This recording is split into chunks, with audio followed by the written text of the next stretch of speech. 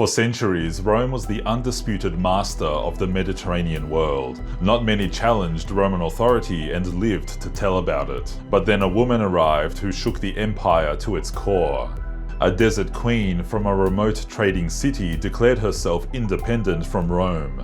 Not only that, she conquered Egypt, invaded Turkey, and called herself Augusta, a title reserved for Roman empresses. Her armies seized Rome's wealthiest eastern provinces, threatening to starve the capital and fracture the empire.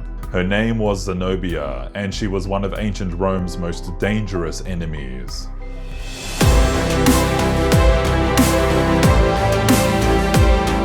Hey, I'm Michael, and welcome to Hoodie History, where I explore all kinds of fascinating stories from the past. It's great to have you here. Today, I'm diving into the extraordinary story of Zenobia of Palmyra. The warrior queen who built an empire that stretched from Syria to Egypt, challenged the might of Rome, and became one of history's most remarkable female rulers. This isn't just a story about ancient warfare, it's about ambition, cultural identity, and what happens when an unstoppable force meets an immovable object. This story begins in Palmyra, a spectacular oasis city in the Syrian desert that served as the ultimate ancient crossroads. Imagine a place where Roman merchants, Persian traders, Arabian nomads, and Chinese silk dealers all converged, a cosmopolitan hub where fortunes were made and lost on camel caravans carrying spices, silk, and precious stones. Palmyra in the 3rd century was technically part of the Roman Empire, but it was a very special part. The city had grown incredibly wealthy by controlling trade routes between East and West, and Rome had granted it unusual autonomy in exchange for loyalty and tax revenue. It was like being the favorite child in a very powerful family. You got privileges others didn't, but you were still expected to obey.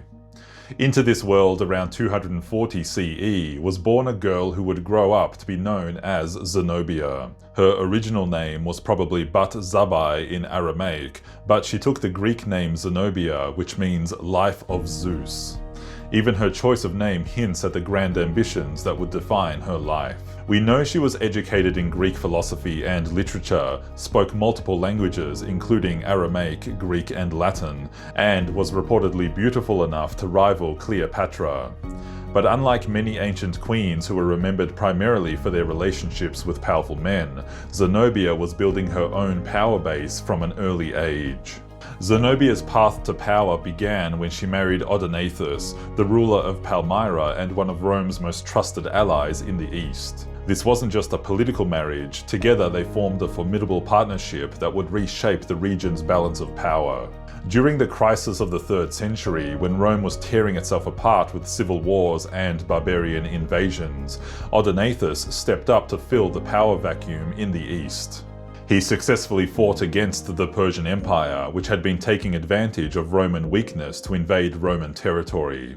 His victories were so impressive that the Roman Emperor Gallienus granted him the extraordinary title of King of Kings, essentially making him Rome's deputy emperor in the east. But here's where the story takes a dramatic turn. In 267 CE, Audacious was assassinated, possibly by his own nephew, though the exact circumstances remain mysterious. Some historians suspect Zenobia herself may have been involved, though there's no concrete evidence. What we do know is that she moved quickly to secure power for herself and her young son. The speed and efficiency of her takeover suggests this wasn't improvised. Zenobia had been preparing for this moment. She claimed regency for her infant son Vaballathus, but make no mistake, she was the one calling the shots. Within months, she had consolidated control over Palmyra's armies and begun implementing her own vision for the future of the East. What Zenobia did next was breathtaking in its audacity. Instead of simply maintaining her husband's legacy, she decided to build something entirely new, an independent Eastern empire that would rival Rome itself. Her first major move was the conquest of Egypt in 269 CE. This wasn't just about territorial expansion. Egypt was Rome's breadbasket, supplying grain that fed the city of Rome itself. By taking Egypt, Zenobia was essentially holding a knife to Rome's throat. The conquest was swift and decisive, with Zenobia's forces reportedly welcomed by many Egyptians who were tired of Roman taxation and governance. From Egypt, her armies pushed into Asia Minor, conquering much of modern-day Turkey. At its height, the Palmyrene Empire stretched from Syria to the Nile, controlling some of the richest and most strategically important territory in the ancient world.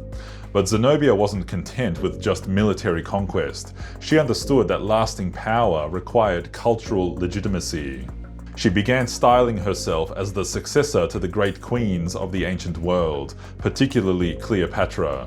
Like Cleopatra, she presented herself as a divine ruler, taking the title Augusta and minting coins with her image. She also promoted a fascinating cultural synthesis in her empire. While maintaining Palmyra's traditional connections to the East, she embraced Greek and Roman cultural elements, creating a unique blend that reflected her cosmopolitan vision.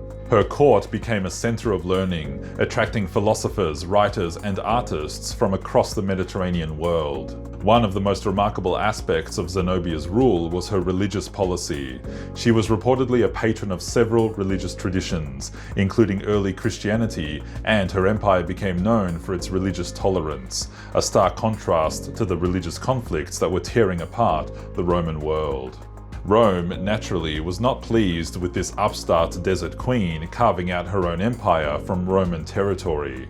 But the Romans were dealing with multiple crises: Germanic invasions in the north, economic collapse, and a seemingly endless parade of soldier emperors who rarely lasted more than a few years.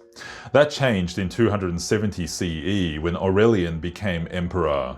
Unlike his predecessors, Aurelian was a military genius and a man of singular focus. His goal was simple: restore Roman authority over every inch of territory that had been lost. That put him on a direct collision course with Zenobia. The war that followed was epic in scope. Aurelian personally led a massive Roman army east, determined to crush the Palmyrene Empire once and for all. Zenobia, for her part, wasn't going down without a fight. She assembled her own forces, a mix of Palmyrene heavy cavalry, Arab auxiliaries, and troops from her conquered territories. The first major battle took place near Antioch in 272 CE. Zenobia's forces initially seemed to have the upper hand. Her heavy cavalry was among the finest in the ancient world, and her troops were fighting for their independence. But Aurelian was a master tactician. He feigned retreat, drew the Palmyrene cavalry into a trap, and then surrounded them with his infantry. It was a devastating defeat for Zenobia's forces. But she wasn't finished. Falling back to Palmyra itself, she prepared for a siege that would become legendary. The city's position in the desert made it incredibly difficult to besiege. Armies had to cross hundreds of miles of desert just to reach it, and Palmyra's wealth had allowed it to build massive fortifications. The siege of Palmyra was a clash of wills between two of antiquity's most determined leaders. Zenobia had prepared her city for a long siege, stockpiling food and water, and her forces were defending their homes and families. Aurelian, meanwhile, was determined to end this rebellion once and for all. The siege lasted for months, but eventually Roman engineering and persistence won out. As supplies ran low and the walls began to crumble under Roman assault, Zenobia made a desperate decision. She would attempt to escape and seek help from Persia, Rome's traditional enemy. The escape attempt was both brave and tragic. According to Roman sources, Zenobia fled the city on a fast camel, hoping to cross the desert and reach Persian territory. But Roman cavalry pursued her, and she was captured just as she was about to cross the Euphrates River. Though Zenobia was captured, Palmyra's story wasn't quite over. After Aurelian initially showed the city some leniency, it rebelled again in 273 CE. This time, the emperor's response was swift and brutal. Aurelian's forces returned and sacked the city, destroying much of its magnificent architecture and ending its role as a major power. The great trading empire that had connected East and West for centuries was reduced to ruins. But what happened to Zenobia herself became one of history's greatest mysteries. Here's where the story gets complicated because the sources disagree about what happened to Zenobia after her capture. The Roman version naturally portrays her defeat as complete and humiliating. According to Roman historians, Zenobia was brought to Rome in golden chains as part of Aurelian's triumph, a massive parade celebrating his victory. She was supposedly displayed as a prize of war, walking behind Aurelian's chariot while Roman crowds jeered. Some sources claim she was so loaded down with jewelry and gold chains that she could barely walk. But then the stories diverge. Some Roman sources claim she died shortly after the triumph, either from illness or suicide.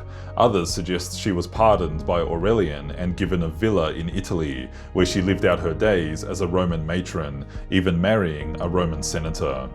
However, many modern historians are skeptical of the Roman accounts. They point out that Roman writers had obvious reasons to portray Zenobia's defeat as complete and humiliating. She had, after all, nearly brought the empire to its knees. The idea that she peacefully retired to a Roman villa seems suspiciously convenient. Alternative theories suggest she may have died during the siege of Palmyra, or that she successfully escaped Roman custody and fled to Persia. Some Arabic sources from centuries later claim she returned to the desert and continued fighting as a guerrilla leader.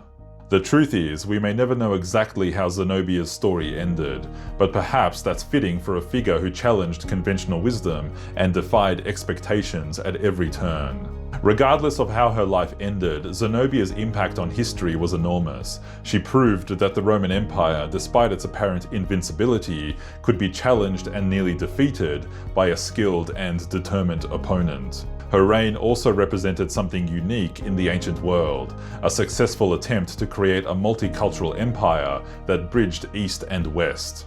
While most ancient empires were built on conquest and domination, Zenobia's Palmyrene empire was built on trade, cultural exchange, and religious tolerance.